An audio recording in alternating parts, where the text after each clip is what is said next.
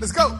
Mwen pa pleye pou problem yo, même si yo vle pote male, li te fem konen ki yo pa dire longtemps, bientôt ya gen pou sispan. Hey, bon Dieu, non. Kade, en pile fois n'a cherché dehors, et tandis que ça nous a besoin, nous sommes dans la caille. Si ce pas nous chercher dehors, faut y aller dans la caille. Dieu vous bénisse. Dieu vous bénisse. Et